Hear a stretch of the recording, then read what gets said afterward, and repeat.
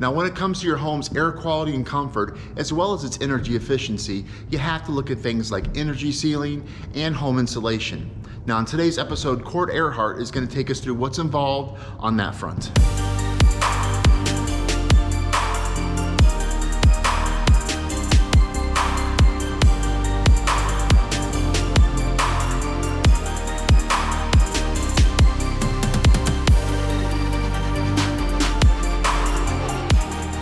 One of the most important things happens behind the walls.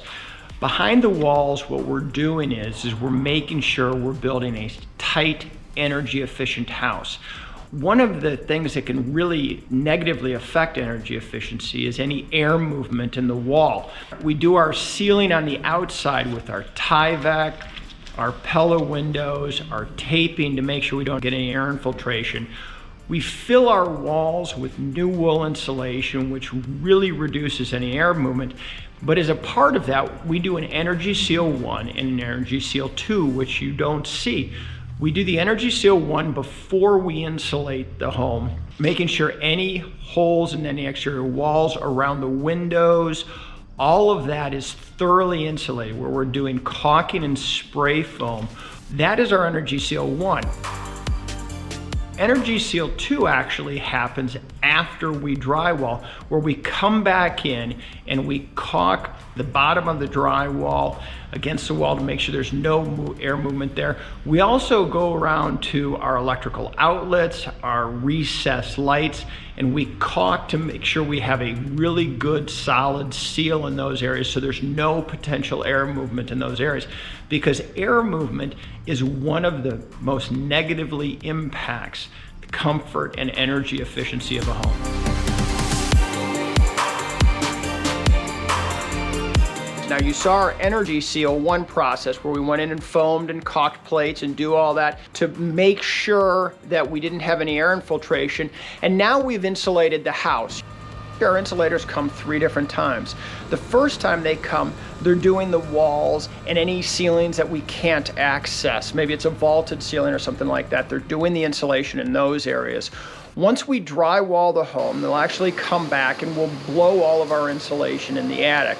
So that's the second visit they do. And we'll get that all done. In fact, if you ever look up in your attic, you'll see measuring devices up there to make sure that they fill to the proper level to ensure that we have the desired amount of insulation in our attic. And the final time they come is when we come and we insulate our basement walls on the inside of the house.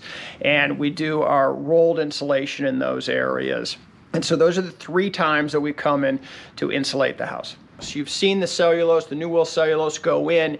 And the reason that we use cellulose are for a couple of reasons. Number one, we believe that it fills the cavities much better than fiberglass insulation does. There's no hand cutting or anything, it's sprayed in. So every nook and cranny in a wall is filled, which is so important.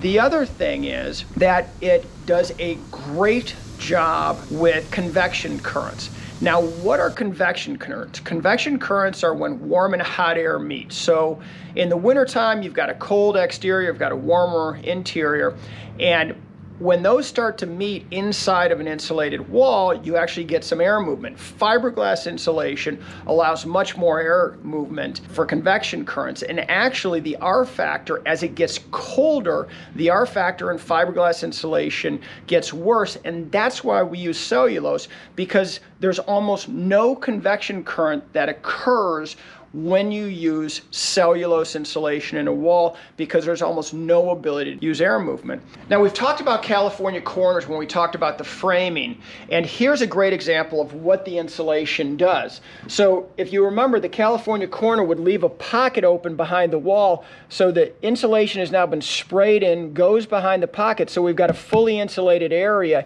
in this wall that butts up against the wall, and to provide more insulation. Another great aspect of cellulose insulation is it treated with a fire retardant, so it's almost like fireproofing each wall. The other thing is it's actually treated with a mold inhibitor, so that as it's sprayed in, it actually, once again, treats the interior wall cavity with a mold treatment so that you won't have mold growth. As another benefit of it, It is really good sound deadening. Now, it's not soundproofing, but it does a great job with sound deadening. In fact, as you walk around the house, you'll see some interior walls that have cellulose insulation blown in. And the reason that we do that is because we've got plumbing pipes that can make some noise, especially the waste pipes. And so we put insulation around those cavities that the waste pipes are in to help us in the sound. In the next episode, we cover some of the interior finishes being installed in the home.